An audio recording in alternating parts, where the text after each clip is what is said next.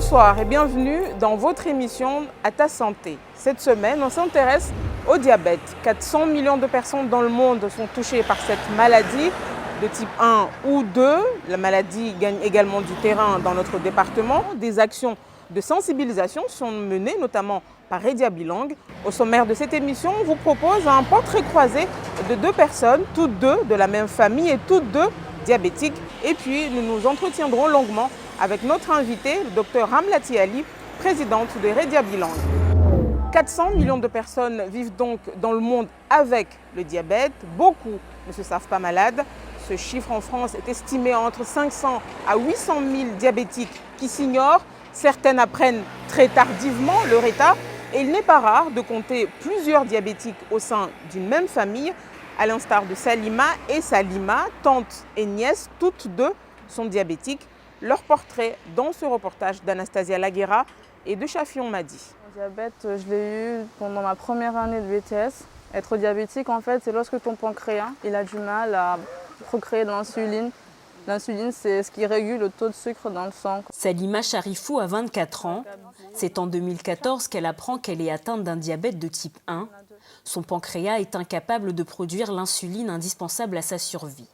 C'était vraiment difficile parce que on me l'a diagnostiqué. J'ai dû aller aux urgences pendant une semaine, toute seule. Ma famille était à Mayotte. Ils n'avaient pas forcément les moyens de venir en métropole. Du coup, j'ai vraiment dû gérer tout ça toute seule. C'est difficile, j'avoue, parce que c'est tout nouveau en fait. Le mode de vie change, il y a tout qui change.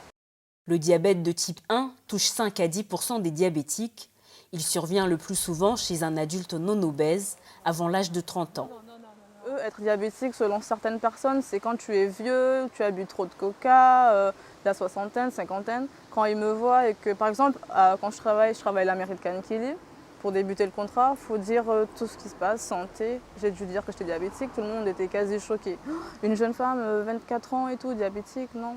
Au travail, pendant la pause, on a une heure de pause par exemple, le temps de faire manger, faire mes insulines. Je ne peux pas speeder de suite après avoir fait les insulines, je dois me calmer, me poser quelques temps.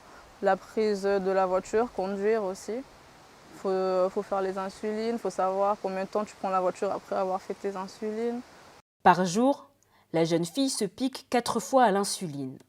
Oui, ma trousse, je l'ai toujours avec moi parce que c'est un peu, on va dire, mon kit de survie, clairement. Celui-ci, ça c'est ce qu'on va appeler une lentus. Ça, je le prends chaque soir avant d'aller dormir. Il permet de couvrir mon taux de sucre durant toute une journée, 24 heures. Et celui-là, c'est ce qu'on appelle, c'est une insuline aussi, comme celui-là, ce qu'on va appeler une rapide. Elle agit de suite. C'est lourd parce que justement, comme j'avais expliqué avant, si on avait détecté ça plus récemment, il y a quelques années de cela, plus tôt, oui, ça m'aurait peut-être évité de faire celui-là ou celui-là. Parmi les principaux facteurs de risque associés au diabète, l'hérédité. Le père et la mère de Salima sont diabétiques, mais aussi sa tante. C'est à l'âge de 35 ans que son médecin l'informe de sa maladie. Elle est diabétique de type 2. Son taux de sucre dans le sang est trop élevé. À ce moment-là, elle est enceinte. J'étais vraiment choquée. J'ai eu peur. Tout. Qu'est-ce qui vous faisait peur? J'avais peur, est-ce que le diabète, il va me faire comment? C'est quelque chose qui fait mal? Ou bien il va me laisser avec un handicap? J'ai perdu 10 kilos. J'avais eu trop peur et je ne mange rien. Aujourd'hui, Salima Ali Marie a 49 ans et 5 enfants. Tous sont en bonne santé et pour ne pas aggraver la sienne, elle pratique régulièrement du sport malgré la maladie. Dans mon cœur, j'aimerais bien qu'il s'en va carrément. Mais aujourd'hui jusqu'à là, je suis déjà vieille, vous voyez. Mais il est toujours là avec moi. Depuis 2005 qu'il est resté jusqu'à aujourd'hui, je suis diabétique. C'est une maladie que tout le monde, enfin ceux qui l'ont doivent le surmonter, quoi. C'est pas une honte.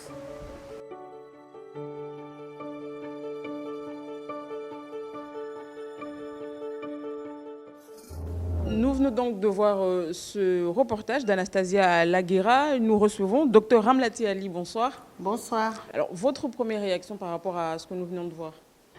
Je trouve que c'est un très beau reportage, surtout avec une jeune femme qui est très courageuse parce que parler de soi, c'est pas donné à tout le monde. Et puis aller parler de soi pendant qu'on a une maladie, que tout le monde peut qualifier d'une maladie grave, d'une maladie...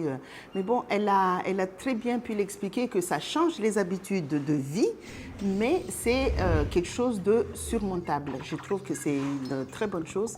Par contre, j'aimerais juste corriger un petit peu votre commentatrice qui disait, malgré la maladie que la dame fait du sport, non, c'est avec la maladie qu'on fait du sport parce que ça fait partie du traitement. Il existe 3 grands types de diabète. Il y a le type 1, le type 2 et le diabète gestationnel. Dans le reportage, on a vu les 2 Salima, parce que les 2 portent le même prénom. La première souffre de diabète de type 1 et la seconde du type 2.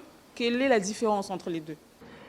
Le diabète de type 1, c'est comme elle l'a dit, ce qu'on qualifiait de diabète de la personne jeune. Maintenant, c'est de moins en moins vrai. Et puis, le diabète de type 2, qu'on disait la personne âgée, le diabète gras, que la personne est en surcharge pondérale, ça, c'est le diabète par excellence qu'on trouve dans la majorité des personnes parce que ça représente quand même 95% des diabétiques. Et c'est le diabète où on est sûr qu'il y a une règle d'hérédité qui joue.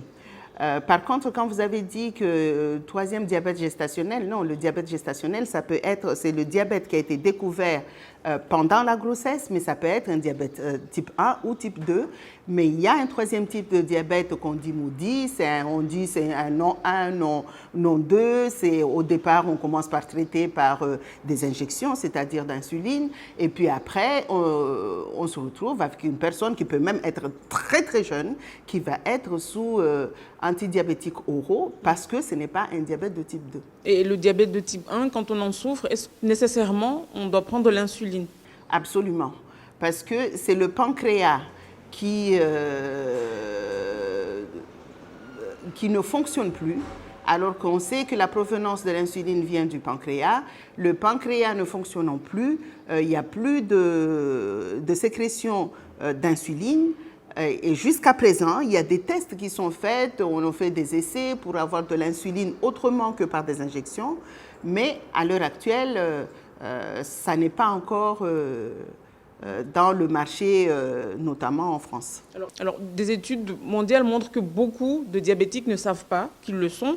En France, on estime, en tout cas les chiffres de l'année dernière, entre 500 000 à 800 000 diabétiques qui s'ignorent. À Mayotte, est-ce qu'on a des chiffres ? À Mayotte, malheureusement, les statistiques, c'est notre combat pour avoir des statistiques sur toutes les maladies, y compris sur le diabète. On a fait un travail depuis maintenant 1 an et demi, 2 ans donc, sur le diabète, puisque c'est la priorité de l'ARS Océan Indien. Donc, on est en passe de pouvoir donner ces chiffres, mais ce n'est pas évident. Parce que, d'abord, parce que les gens s'ignorent, et d'une, et de deux, ce n'est pas réellement dans notre culture d'aller systématiquement à l'hôpital. Et quand bien même on y va, on sait qu'on n'a pas les spécialistes qu'il faut sur place pour pouvoir être détecté tout de suite. Comme elle l'a dit, ça, c'était même pas à Mayotte, d'après ce que j'ai compris. Elle a fait beaucoup d'allers-retours aux urgences. Ça, c'était déjà à Métropole, d'après ce que j'ai compris. Et donc, à Mayotte, le problème s'accentue un peu plus du fait même qu'on manque de médecins. Et concernant ceux qui sont suivis pour diabète, est-ce qu'aujourd'hui, sur plus de 200 000 habitants, on a un pourcentage des personnes suivies pour diabète dans le département ? Ce n'est pas clair. Je ne peux pas vous donner des chiffres parce que l'Observatoire de la santé a tenté de mettre un chiffre, mais ça ne compte que les diabétiques de l'hôpital. Alors qu'on sait qu'il y a beaucoup de malades qui sont suivis au dispensaire dans les hôpitaux intercommunaux. Donc, on peut pas, c'est pas un chiffre qui est fiable. Tout ce qu'on peut dire, c'est que le taux de prévalence du diabète aux dernières études qui ont été faites était de 10,8%, ce qui est énorme quand on sait qu'en métropole, c'est à peu près, c'est aux alentours de 4%. Voilà, donc on peut pas... Aujourd'hui, on ne peut pas dire qu'il y a tant de diabétiques à Mayotte. Alors, pourtant, on sait qu'un diagnostic ou un traitement précoce permettent notamment d'éviter certaines complications comme l'amputation ou d'éviter certains problèmes de cécité ou des problèmes cardiovasculaires. Qu'est-ce qui peut amener, si on prend l'exemple de l'amputation, qu'est-ce qui peut conduire à une amputation ? Ce qui peut conduire à une amputation, c'est ce diabétique qui se connaît généralement pour qu'un diabète face des complications, ça met 20 ans. J'ai bien dit 20 ans. Donc, au milieu, le diagnostic a été fait. mais jusqu'à un passé mais très très récent. Les personnes qui étaient même diagnostiquées diabétiques ne suivaient pas leur traitement. Donc quand on ne suit pas le traitement, évidemment, on s'expose à toutes les complications possibles et imaginables. Et je ne dis même pas c'est de la prévention, c'est le traitement lui-même qui n'est pas fait. Parce que ce malade diabétique, il va avoir une complication cardiovasculaire, comme vous venez de le dire, il peut avoir des complications rénales, il peut avoir des complications au niveau des yeux. Mais en fait, tout ça, ça revient au vasculaire.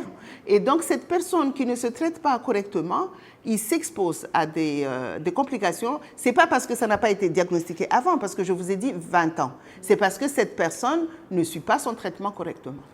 On ne guérit pas du diabète. Ça, c'est clair. Un diabète, c'est une maladie chronique. C'est une maladie, ça me fait toujours sourire un peu parce que, une anecdote, un vieux de Pamandzi qui a dit avant, quand on allait à l'hôpital, on vous donnait un traitement, on vous disait tel jour vous allez guérir. Maintenant, on vous dit vous prenez jusqu'à la mort. Donc, quelque part. Donc, c'est une maladie chronique où on doit prendre le traitement à vie. Il est vrai qu'il y a une période où on dit il y a une lune de miel entre la personne diabétique et son diabète, où elle peut avoir un semblant de guérison, où il ne serait plus diabétique, mais le suivi se fait toujours parce qu'à un moment ou un autre, le diabète va revenir. En fait, il n'était pas parti, c'était une lune de miel entre le patient et sa maladie, mais ça ne guérit pas, c'est un traitement à vie. Comment vous, parmi les actions que vous menez, comment vous voyez la population? Est-ce qu'elle appréhende mieux cette maladie ou on reste encore sur les réticences à la mahoraise? Ça évolue quand même. Les émissions que Mayotte Première a fait jusque-là et puis les autres telles que COSI qui s'y est mis, ça porte quand même ses fruits. Et puis, on a mis en place l'éducation thérapeutique, que ce soit au niveau de Redia Bilang ou au niveau de l'hôpital. Là aussi, comme à Mayotte, c'est une tradition orale, les gens en parlent entre eux. Et on voit, notamment dans les rues, on voit de plus en plus des personnes qui font de l'activité sportive. Parce que quand on dit le sport, c'est pas aller se chausser des baskets pour aller courir ou faire du foot. C'est tout simplement faire de la marche. Et on voit de plus en plus des gens qui se soucient de leur santé et qui parlent. Ce n'est plus un tabou, en tout cas, de parler du diabète. Merci beaucoup, Dr Ramlati Ali, d'avoir répondu à nos questions. Je vous remercie à vous.